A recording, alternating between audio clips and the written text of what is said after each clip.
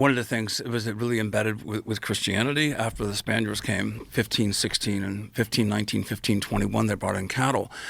And very quickly, Christianity swept through Mesoamerica, specifically in Mexico.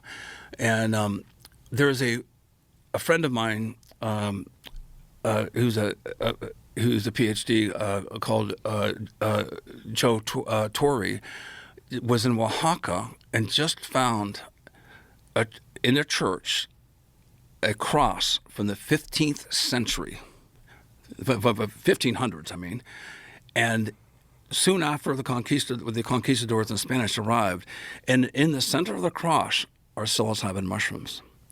So Christianity has a long, deep-rooted history with psilocybin mushroom use in Mesoamerica. Well, there's that ancient depiction of Adam and Eve from. That's more debatable in my mind. Yeah, but here it is. Thank you. This is from Joe Latorre's work. Look at that. That's a basket with mushrooms. With 3 mushrooms in the basket, and there is Psilocybe mexicana. And so the mushrooms are phenotypically correct, but there's clearly mushrooms in a basket. Can the other slide show with the full cross, Joey? I'm not sure. Did you know Jack Herer? Yes.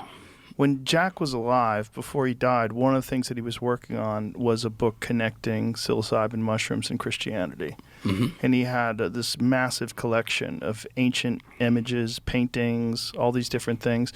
A lot of them were these religious depictions of people that were naked dancing under the, it was like a transparent mushroom shape, and they were dancing. It's like something that would indicate that they were under the trance, and they were dancing. Yeah, this is an example where there's so many different.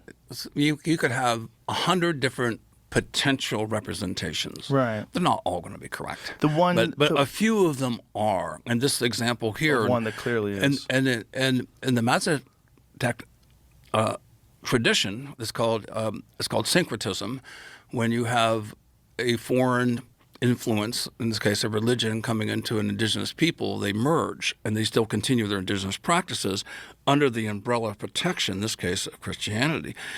But in the Mazatec tradition, they believe the tears of Christ is where the mushrooms would appear. They believe the mushrooms were the body of Christ, and therefore you'd never boil them. Because you'd be hurting the body of Christ, so you'd only eat them raw or dried. Oh, interesting. So really interesting. That's an example of syncretism, and the great